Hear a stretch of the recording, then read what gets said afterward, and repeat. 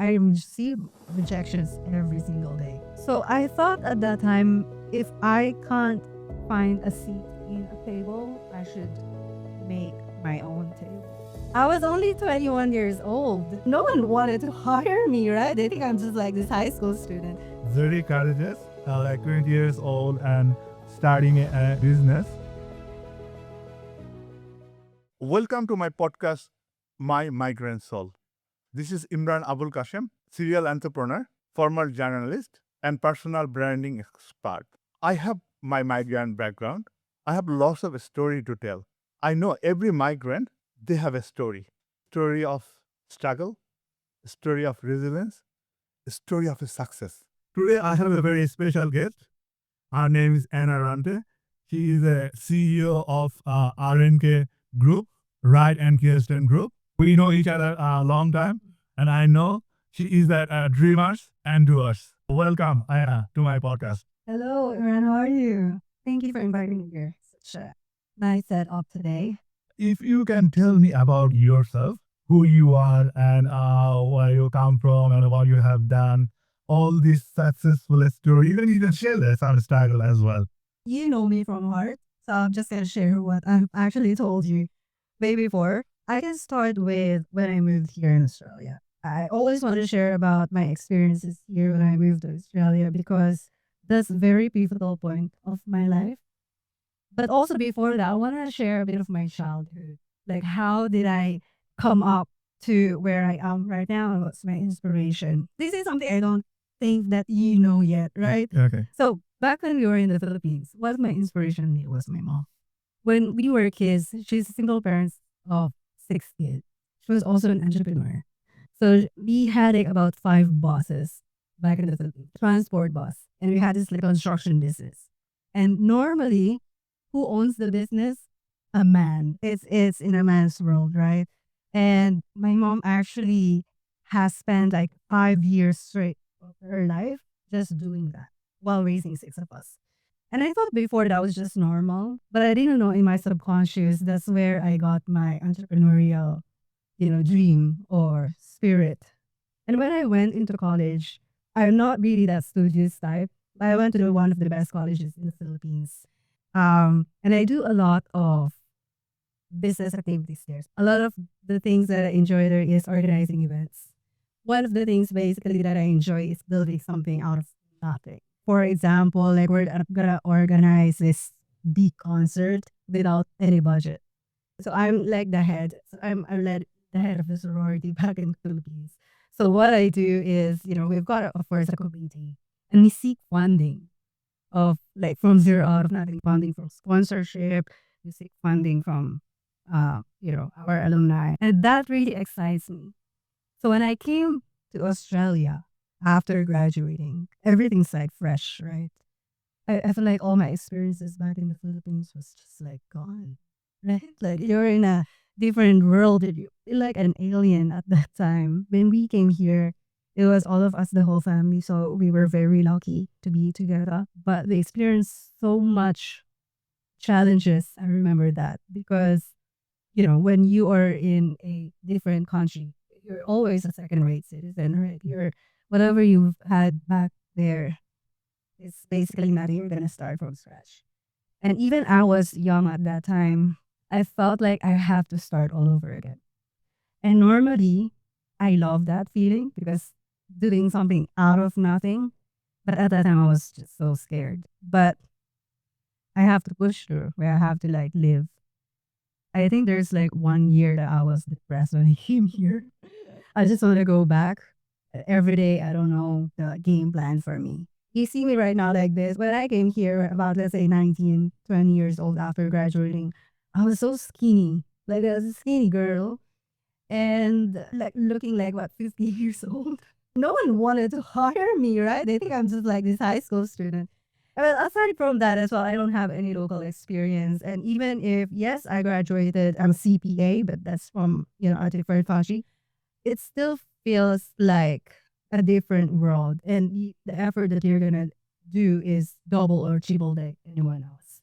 So what I did is I look for local experience. I knock on the doors of different accounting firms. Give me some experience. But at that time, I was like telling myself, you know what? In the future, I want to just set up my own accounting firm. I receive rejections every single day. I'm pretty sure you have experienced that. Like when you came here, you're going to apply for a job and then, the next day you'll see all the rejections. Unfortunately, your application is rejected. It's just like, a slap in the face all the time.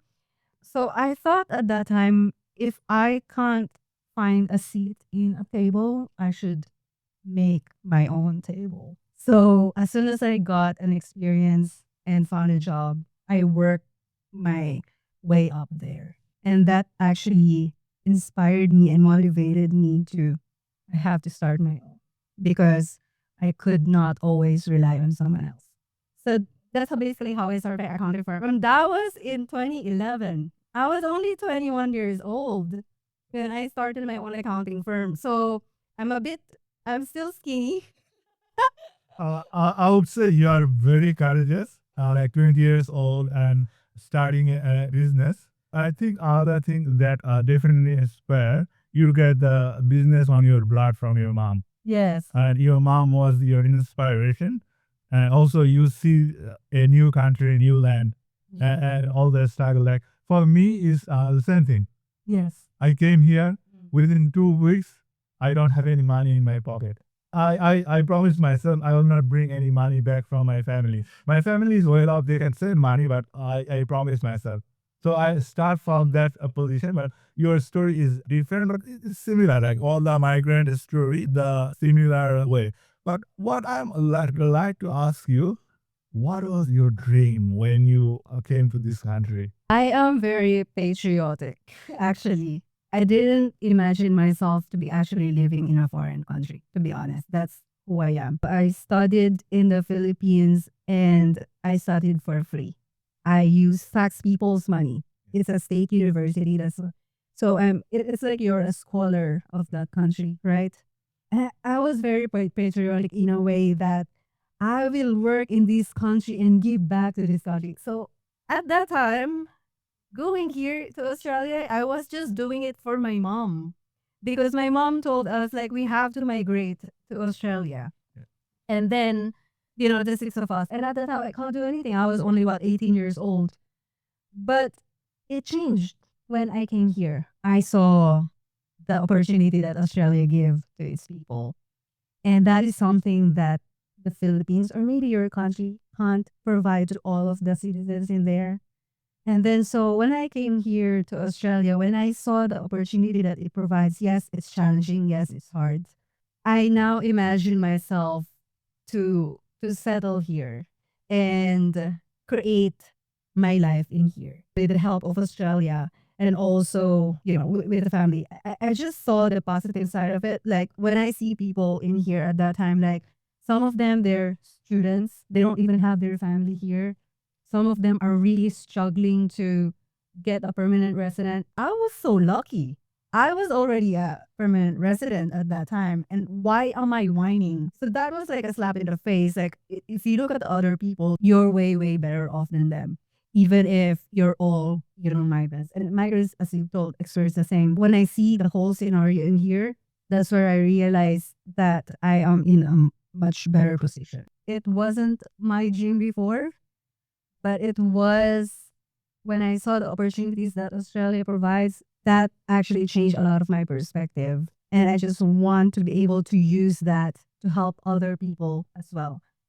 And it sounds very cliche, like whenever I tell this story, that I want to be able to build something so I can help other people that I know experience the same thing.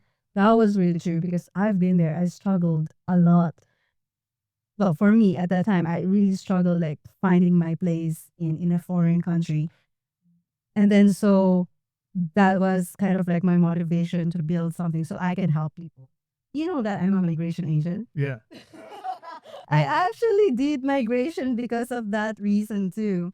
When I was starting my accounting firm, you encounter clients and asking you questions about like, oh, I want to bring my family here in Australia, or oh, I want to bring my brother, my sister to visit me or, study. And I was like, I really want to help them because I see the opportunity that Australia can provide, but I just don't have the knowledge. And actually, that was the time that I actually really studied immigration law. And that was like, well, way back in 2014. So 3 years after I just did accounting firm, and that's mainly the reason. So if you look at the pathway that I was in here, I didn't do accounting because I was recognized.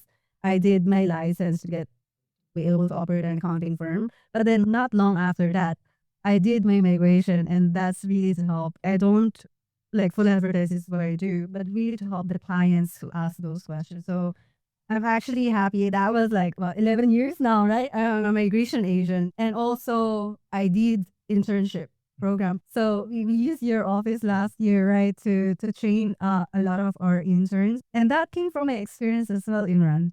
Like, when I didn't have any, I had to knock on people's accounting firms' door just to get experience. One of the reasons why I wanted to build an accounting firm so I can provide experience to these people. So imagine if you're a student of accounting, your pathway basically was just a student unless you have an experience. But how can you get experience without having experience, right? And that's where the internship is coming from. This started way back in 2012, started like with one intern, then second year, like three interns, or third year, like many interns.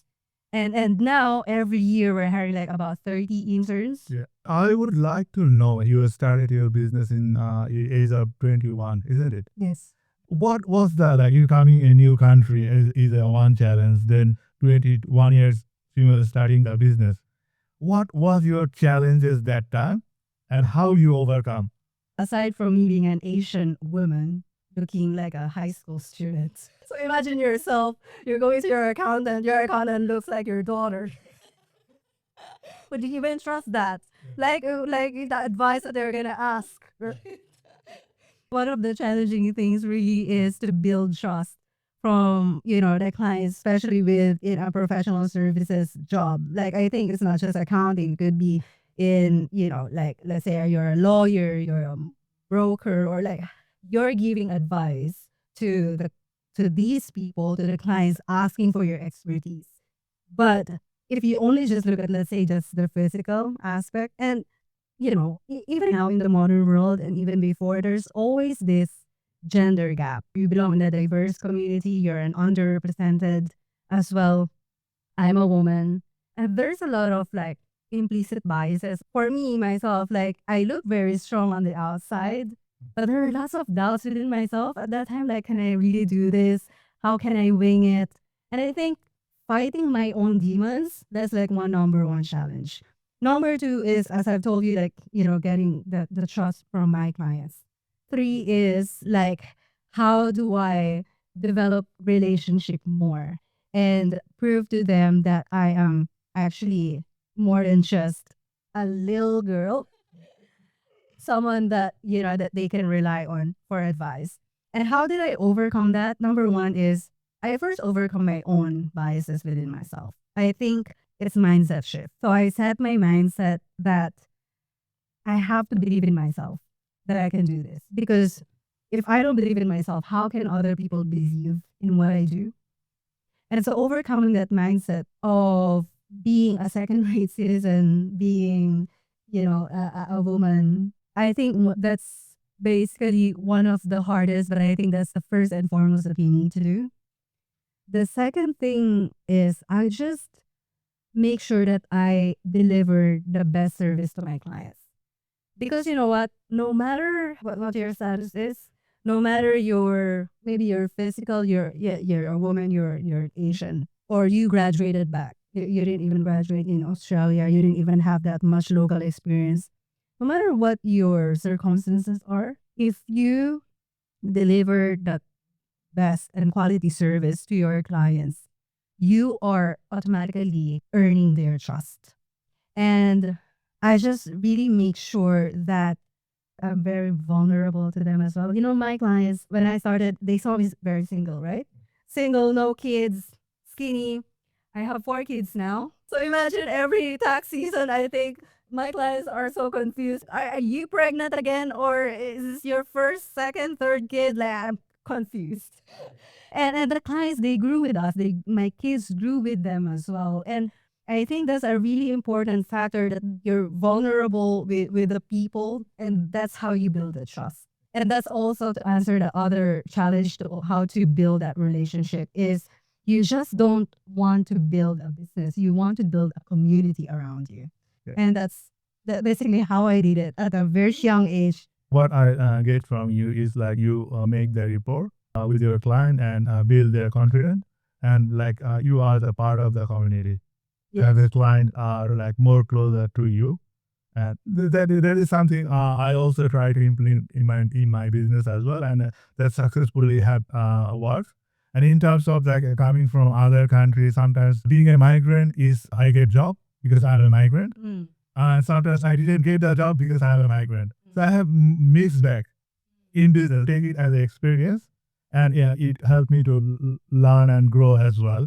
But in terms of the cultural background that we call migrant and cultural background, you come from Philippines, is there any impact on your business, or if there's any impact on your business journey? But with regards to the culture of Australia, I see Australia number one as very multicultural, right? It's basically like US, very, very diverse. And it actually influenced the way I run the business as well. When we became a franchise, my goal at that time is not just to help my business grow, but also help people as well to build their own business. And our franchise is purpose driven in a way that we market to underrepresented entrepreneurs. We give opportunities to those who can't have the opportunity because they face systemic barriers, or they just didn't have that kind of community to support them. And we want to be that community for them. And we've got about 20 franchises right now, and it's very diverse. And that's how we also give back to the community. Because like if you help people with the purpose of helping them face the barriers that they are currently facing, you're also inspiring them to do the same. So it's like a domino effect. And so one of our initiatives is for them to give back to their community. So for example, we've got, let's say, a lot of Indians or Pakistanis or Sudanese as well within the franchise network. And most of their clients really are also within the same community. And I think I love that about Australia, how diverse it is. And that's actually contributed a lot into how I envision my business in the future. Our vision is to change the world one client at a time. You know that, right? We're an accounting firm. Everyone lodges their tax returns. As soon as you turn, 16, and you find a job, you lodge the tax return, right? Even until you retire, right? Yeah. So basically, we have the power and the opportunity to change the world in how we deliver our service to clients. And if we target more franchises within the underrepresented backgrounds, it makes the community much bigger. Yeah, so that's the Australia's inspiration to my business. Same with my internship program as well. Whatever you do is a great job, but how you get the motivation, like when you start, your motivation and inspiration. I know it's this every level of your life and in business, it changes. What is your motivation was when you started, and how it keeps changing, and now what is your motivation now? Aside from the physical factors like my family, they are always my great motivators. But aside from that, in terms of like the mindset that I'm setting myself to get me more motivated, number one is I always go back to my why. Why am I doing this? Right? Always going back to my purpose. When things get rough, that's where I kind of like hold on. Where I'm at a crossroads of making decisions, I always go back to why am I doing this? To make sure that I'm still doing the right thing regardless of, different things. Because opportunities always come. It's just a matter of like, which one are you going to choose? Which one aligns with your values? Which one aligns with your vision? Which one aligns with your purpose? And always going back to my purpose, that's my number one key motivator. One mindset that I always have in terms of these challenges is it's progress over perfection. I always believe that every small step, every challenge that we face as entrepreneurs is a learning opportunity as well. I don't strive for perfection, really. Yeah. I strive for progress, even small progress. And I think third is I just rest. I accept the fact that I am just also human. You're an entrepreneur for a very long time. You know, you can feel exhausted at times, like physically, mentally, emotionally. It could be draining, right? It is a whirlwind roller coaster journey to be an entrepreneur. And ever since I came into Australia, most of my life was being basically an entrepreneur.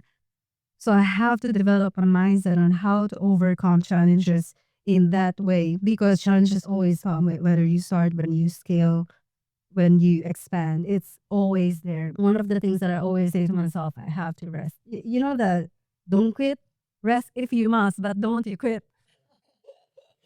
Never quit. But you should rest and, you know, have the time to reflect, recuperate from all the challenges, and then you go back much stronger. And never be afraid of failure. Your business journey when you started traditional business, but you use innovation and creativity to bring into the next level. Yes. What you have done in your business in your innovation and creativity that brings you differ from other and more helping others as well. I think a lot of people confuse innovation with just technology, right? But I've always believed innovation is anything that is changing, that you kind of like think outside of the box for your business, whether it's a change in your business processes or, you know, like anything that change. There's a lot of innovation that happened all throughout my career, the way I run my business, because, you know, as leaders, I'm a visionary person. Yeah. Like once I envision something, I actually really do it. One of the things is, let's say, franchise is an innovation for me. Like, I think it impacted a lot of people as well. It was only just my accounting firm. It's a very small, you know, community that I'm just building. Having franchises that work alongside with me that actually multiplies the effect. So that's an innovation. Another is we rebranded 2 years ago as a purpose-driven franchise accounting firm. We don't actually want to be called a franchise because we actually work as a partner. And I think rebranding to a purpose-driven actually set us apart from other franchise out there. It's like innovation for me, like thinking outside the box in that way. And then lastly, this is like the actual technology part, which is I started this journey last year. I'm actually a startup founder of a tax management app that utilizes AI as well. So, you know, we've been in accounting. I've been in accounting industry since 2011. So I saw a lot of problems and challenges that needed to be solved.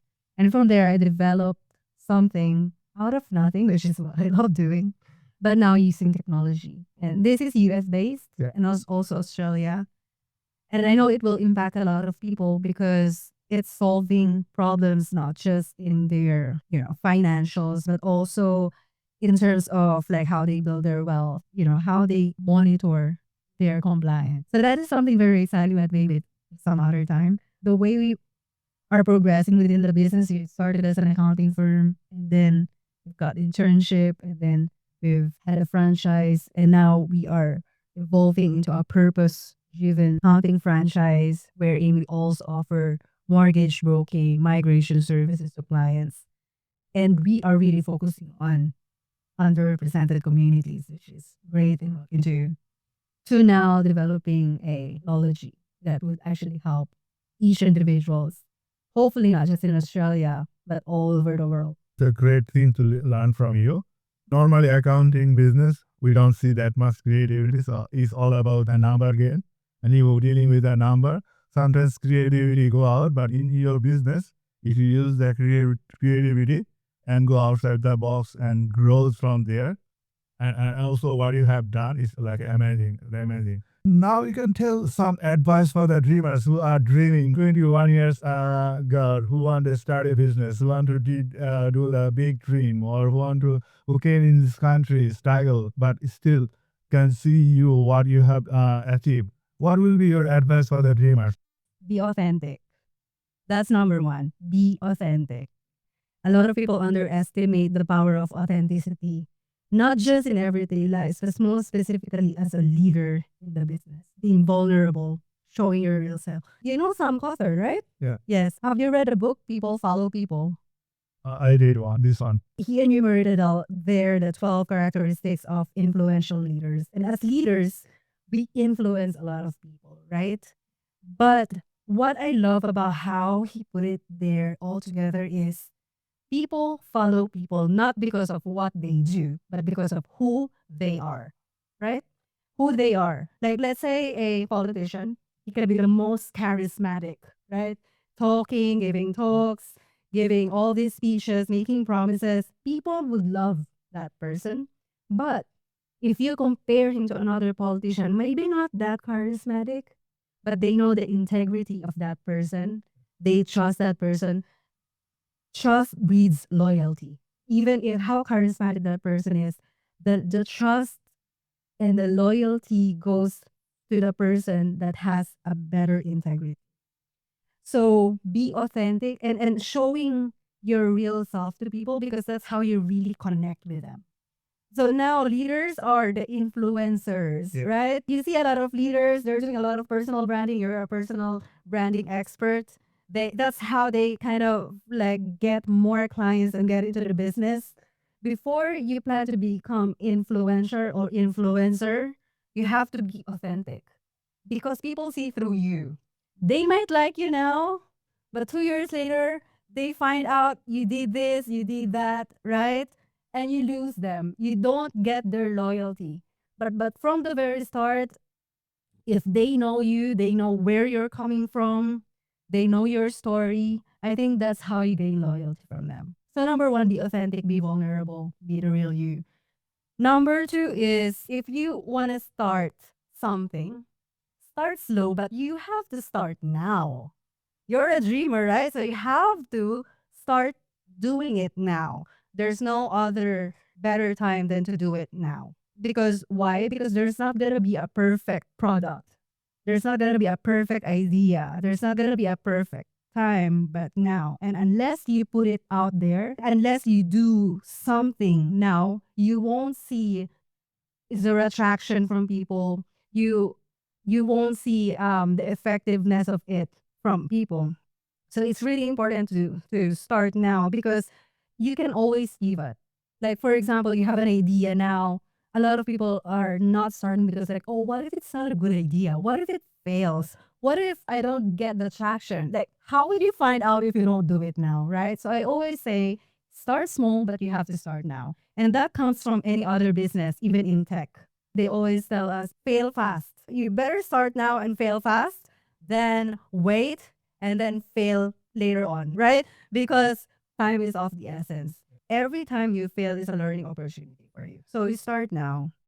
And then the last one is don't just build a business, build a community. That's what I've been doing for a very long time. I'm not just building a business here, I'm building something that would create a legacy that would stand the test of time, that even if this generation is gone, like the next generation would continue with the vision. So don't just build a business, build a community and a legacy. I always tell this to end of my speech.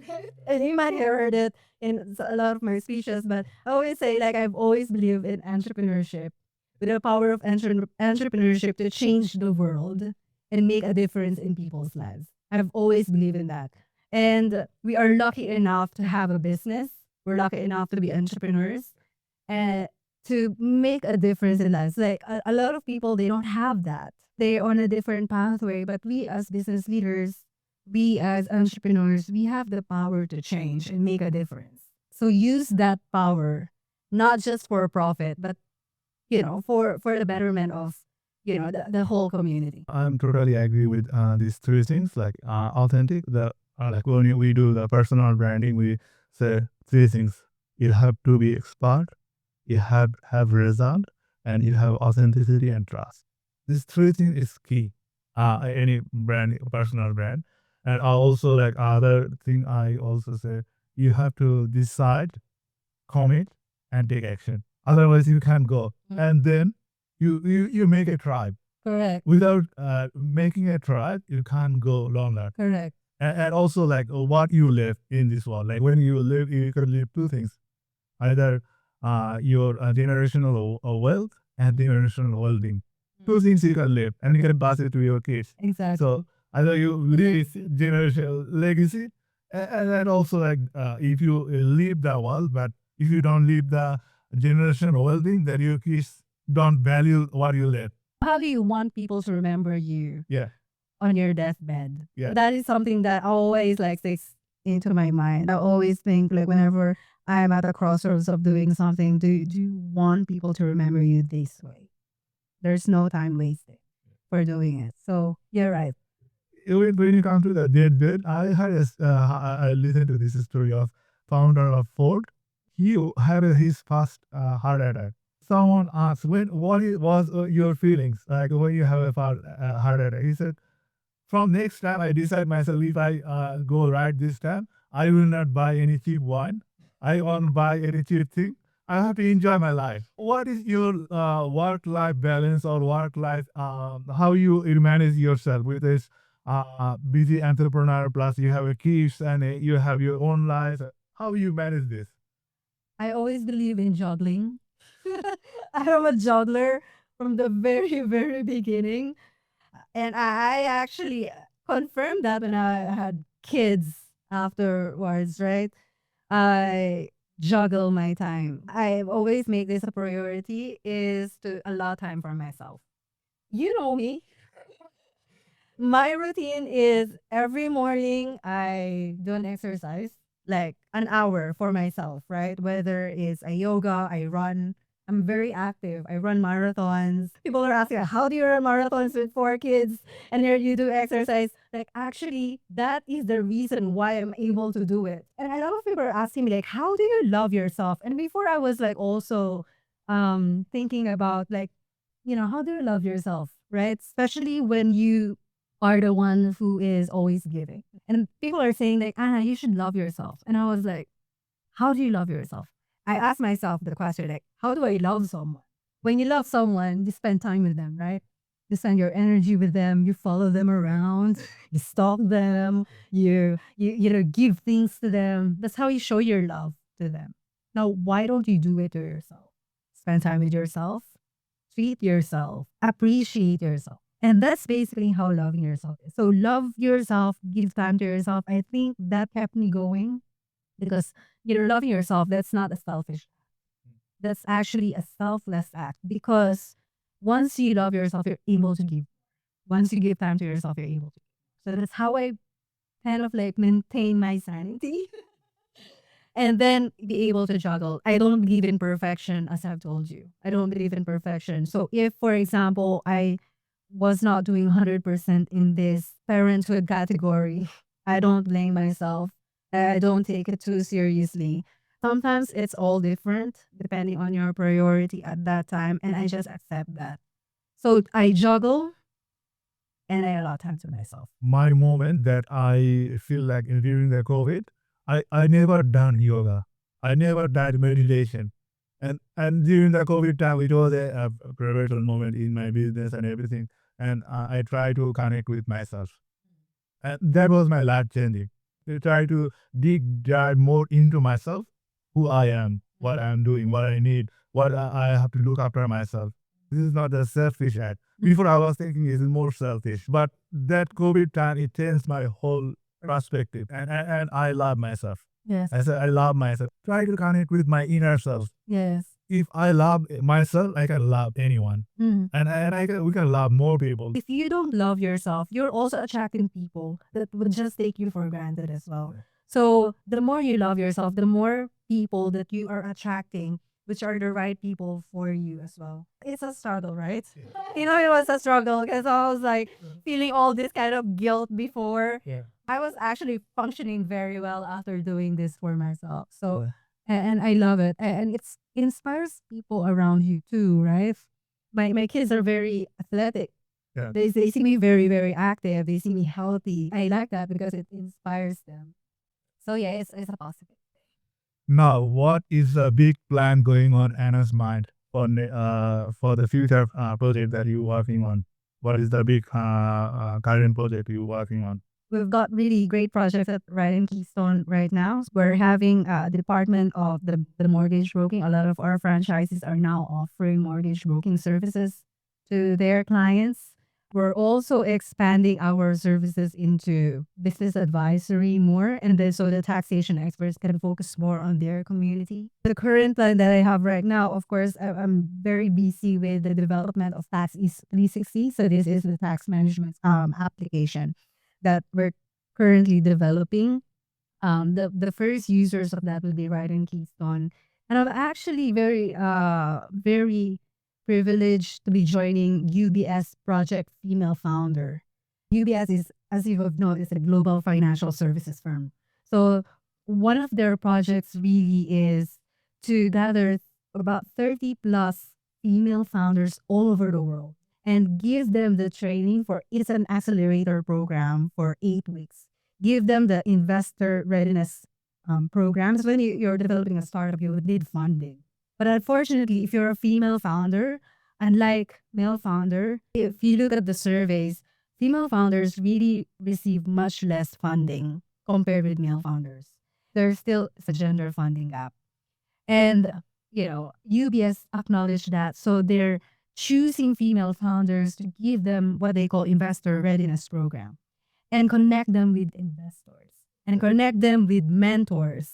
Like these mentors are in innovation, technology, finance that would actually really help your business to grow and thrive. I think this is a great program, and this is something I want to do in the future as well. Like, to give back and to help those not just underrepresented entrepreneurs, maybe female founders. How do we bridge that gap? And very lucky to receive that. It's not easy to get that because their resources also very limited. After that, we're gonna be doing a study for coaching because I plan to formalize my coaching experience in a way and to be a registered coach so that I can help more underrepresented entrepreneurs and to provide them with actual tools that we What about the TV awards? What is it? actually just finished judging the CV Awards. So I'm lucky to be part of the judges this year. I'm one of the judges in the innovation criteria as well. So oh my gosh, that's actually one of the best things that happened to me last month. So imagine like seeing all these businesses develop something that is very innovative. You're seeing how they come up with that idea and how they not just have that idea, but actually really grow and see the impact that they provide. And then helping them be recognized in an international level. That was really fantastic. Like I've got like businesses there ranging from energy sector to technology sector or there's long-standing businesses as well that have developed something. So I'm more of the in the innovation part. It was really really exciting, but that was that has just finished. I continue to be part of the judging panel as long as I that they would want me to be there. But yeah, I love that experience. That's one of the privileges that I'm thankful for to have. That's a great thing to know at your current project, but where do you want to see yourself next 10 years? 10 years? So, I know you are a visionary, you are a dreamer. Every time you dream, also renew. Every failure make you Think think more and dream more, dream larger. Yes. So where do you want to see yourself? 10 years from now. Wow. Hopefully I have about 10 books written by myself. Nah. Well, I've always wanted to write a book. If it's 10 years from now, I hope I already wrote quite a number of good books as well. And I want to write books that are resonating with a lot of people similar to myself. The ones that would need inspiration coming from someone who experienced exactly the same thing. One of the things that I was thinking to write, like I've actually been drafting this, is mindset shift for underrepresented entrepreneurs. Because I always believe that one of the key hindrances of success from underrepresented entrepreneurs is implicit bias, something that is within themselves. something that they need to overcome only by themselves and not by anyone else. And the only way they can do that is they change their mindset. And that's what the book will be talking about. And maybe later on, do some books on fitness and technology and AI, so anything that would interest me. But yeah, but for writing a book is definitely one of my list. And of course, hopefully by that time, I've already built my coaching business internationally. Writing Keystone will be international as well, globally. And of course, Taxi 360 as well.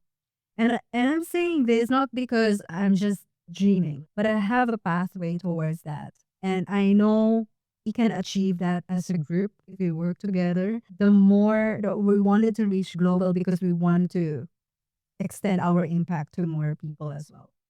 And yeah, so we started in Australia, and then going to international that actually gives so much pride. I actually started from the Philippines. Yeah. Because like all of these like mindset that I've got originally came from where I came from. And I've always looked back from where I came from. And yeah, that's me. That's a great thing. Always like where you come from, who helped you when you were struggled, Yeah. who can you help, and envision to help more people. So that's something like that inspired me as well. So thank you so much for your time, Hannah, Thank you, Ran. and sharing all the story, and that definitely inspire others as well. Do you have any last thing to my listener? Always believe in yourself. And thank you so much for watching. Imran here is a really, really great entrepreneur. He's extending his impact to a wider audience. And I think through this podcast, you'll be able to achieve that. And thank you so much for inviting me to be here to share my experience and my stories. Even though I know you've heard that a lot of times, or probably some people who I've always talked to have heard this a lot of times because I'm always saying the same thing all over and over again because like I stand for what I believe. But yeah, so thank you. Keep on supporting Imran's podcast. And yeah, hopefully I can see you next time. Thank you. Thank you so much. Yeah.